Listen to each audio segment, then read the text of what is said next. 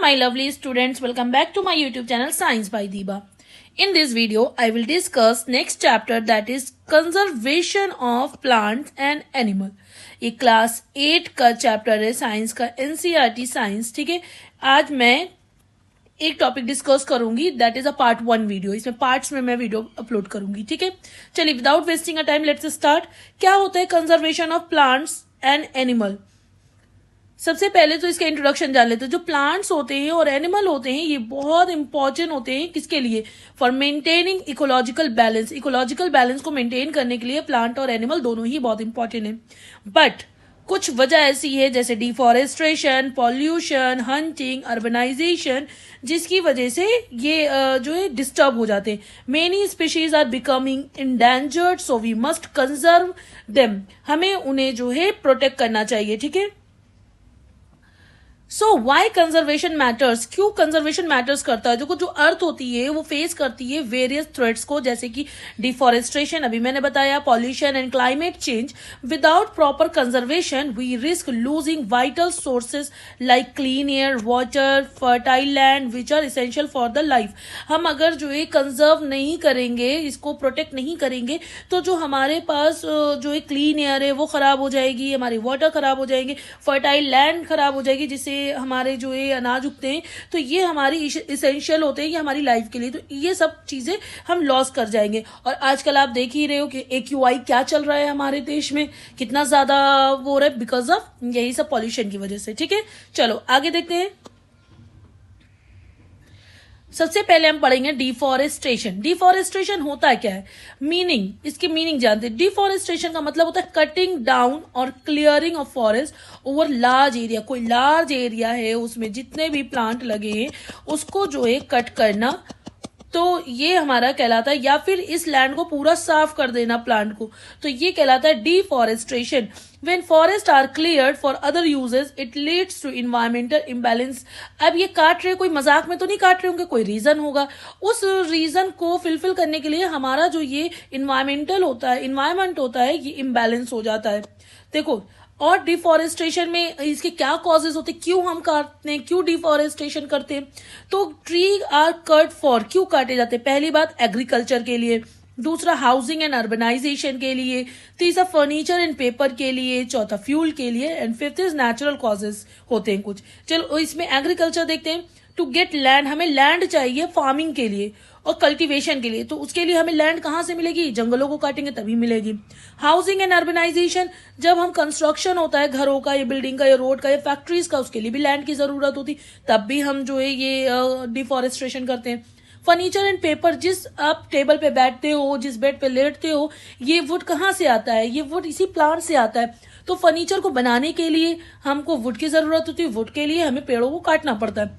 Paper industry depend on the tree, और paper तो हमारा पेड़ से ही बनता है. और अभी भी आप पढ़ रहे हो, अभी तो चलो मैं पेपर पे नहीं बना रही हूँ, पर मेरे पास जो बुक है जिसमें ये प्रिंट है वो भी तो पेपर आया. वो पेपर आया कहाँ से? या आप जिस पे लिख रहे होगे वो पेपर आया कहाँ से? तो वो भी हमारा जो है ये प्लांट से आता है, ट्रीज से आता है. ठीक है, fuel, wood is used as fire wood for the cooking. Cooking के लिए ये फ्यूल का भी काम करता है.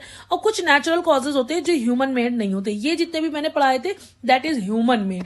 ठीक है, अब ये नेचुरल होता है. नेचुरली तो हम किसी का जोर नहीं है. फॉरेस्ट फायर, अपने आप आग लग जाए तो पेड़ खत्म. ड्रॉट, सूखा पड़ जाए, जब पानी की कमी हो जाए, बारिश ना हो तब. फ्लड्स, जब जो है पानी खूब ज्यादा आ जाए, बारिश खूब तेज हो और फ्लड आ जाए, तब डिफॉरेस्ट्रेशन हो जाता है. ठीक है, अब हम देखें सीक्वेंसेस ऑफ डिफॉरेस्टेशन. अब इसके कुछ जो है बैड इफेक्ट भी होंगे, तो उस बैड इफेक्ट को हम देखते हैं क्या होगा. अभी तो हमने अच्छी अच्छी बातें बताई, इस वजह से कर रहे हैं. सबसे पहले जब पेड़ कट होता है तो कार्बन डाइऑक्साइड इंक्रीज हो जाती है. ठीक है, कैसे? हमें पता है कि प्लांट क्या करते हैं, जब वो फोटोसिंथेसिस करते हैं तो O2 को रिलीज करते हैं और कार्बन डाइऑक्साइड को इनटेक करते हैं. ठीक है। बाकी और प्रोसेस नहीं बता रही हूँ कि मिनरल्स या फिर लीफ में खाना बनता है, एनर्जी कहाँ से आती है, दैट्स इट, वो सब नहीं बताना है। अभी मुझे ये बताना है कि जब पेड़ होते हैं जो वो फोटोसिंथेसिस करते हैं तो वो सांस लेते हैं, तो उनको जो है कार्बन डाइऑक्साइड की जरूरत होती है, और वो कार्बन डाइऑक्साइड उन्हें कहाँ से मिलता है, इन्वायरमेंट से मिलता है। और इन्वायरमेंट को कौन देता है, हम लोग जैसे जब ऑक्सीजन इनहेल करते हैं तो एक्सहेल क्या करते हैं, कार्बन डाइऑक्साइड। तो ऐसे ही साइकिल होता है, जैसे ये ह्यूमन है और ये पेड़ है। अगर पेड़ ने ऑक्सीजन दिया तो ह्यूमन जिया, और ह्यूमन जिया तो इसने इसको कार्बन डाइऑक्साइड दिया। अब पेड़ हटा दो, पेड़ हटा दिया तो अब ऑक्सीजन तो हमें मिल रही है इन्वायरमेंट से, पर कार्बन डाइऑक्साइड की मात्रा बहुत ज्यादा हो गई इन्वायरमेंट में। जो ट्री एब्जॉर्ब करता है कार्बन डाइऑक्साइड, जब पेड़ कट जाएगा तो कम पेड़ होंगे, जिसकी वजह से कार्बन डाइऑक्साइड की मात्रा बढ़ जाएगी, और उसकी वजह से क्या होगा, हमारा ग्लोबल वार्मिंग आ जाएगा। ठीक है।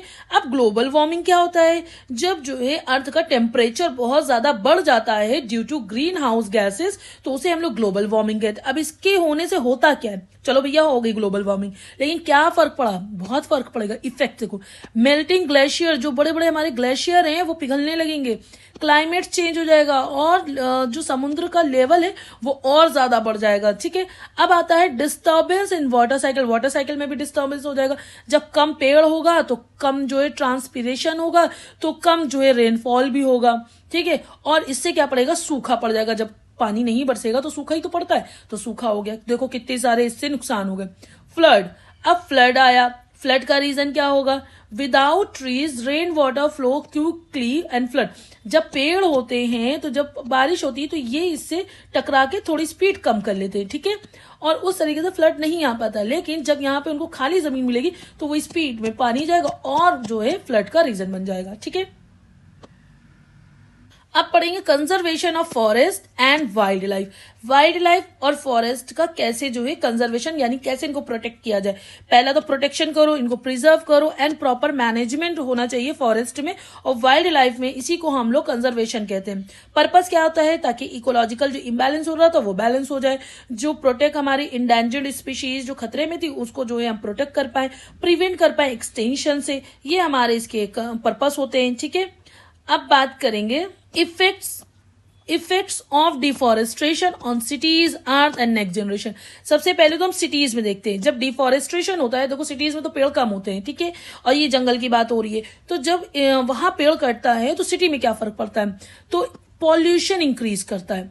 We know carbon dioxide is generated by industry and vehicle. Carbon dioxide किसके थ्रू बनता है, इंडस्ट्री के थ्रू और व्हीकल के थ्रू। और ये व्हीकल और जब ये इंडस्ट्री से कार्बन डाइऑक्साइड आ रहा है तो उसे प्लांट एब्जॉर्ब नहीं करेगा। जब प्लांट कंज्यूम नहीं करेगा तो क्या होगा, हमारा पॉल्यूशन बढ़ता जाएगा। तो देखो यहाँ लिखा plant and trees consume this carbon dioxide help in reducing pollution. यानी यहाँ पर लिखा है कि जो प्लांट और ट्री होते हैं वो कार्बन डाइऑक्साइड को कंज्यूम कर लेते हैं और रिड्यूस कर देते हैं पॉल्यूशन को। अगर हम इन्हें काट देंगे तो कार्बन डाइऑक्साइड एटमॉस्फेयर में बहुत ज्यादा हो जाएगा, और प्लांट तो होगा नहीं उसको कंज्यूम करने के लिए, या कम प्लांट होंगे तो कम तरीके से वो कंज्यूम करेगा, तो हमारा क्या हो जाएगा, पॉल्यूशन बहुत ज्यादा बढ़ जाएगा। Deforestation will lead to global warming, और ये हमारा ग्लोबल वार्मिंग को भी लीड करता है। ये मेल्ट करने लगता है ग्लेशियर को, और जो है नियर बाय जो सी होते हैं वो उनका फ्लो, उनका लेवल बढ़ने लगता है। Area near sea will sink in water. ठीक है। नेक्स्ट होगा इफेक्ट ऑन अर्थ। अब अर्थ पे क्या फर्क आया, animal and plants life affected. अब ये तो बेजुबान है, अब अर्थ पे एनिमल है और प्लांट लाइफ है, ये दोनों अफेक्ट हो जाएगी। जो नेचुरल हैबिटाट होता है यानी लिविंग एरिया होता है कि wild life animal and plant is disturb, ये दोनों ही डिस्टर्ब हो जाएंगे। In case deforestation there will be less forest. अगर हम मानते हैं डिफॉरेस्ट्रेशन हो गया, वहां पे लेस फॉरेस्ट है, these plant and animal will become extinct, die because of shortage of food. ये दोनों जो है शॉर्टेज ऑफ फूड की वजह से मर जाएंगे, जिससे क्या होता है, फ्लोरा एंड फौना हमारा डिस्टर्ब हो जाता है। अब आपके दिमाग में आ रहा होगा what is flora and what is fauna, ये हम आगे की वीडियो में डिस्कस करेंगे।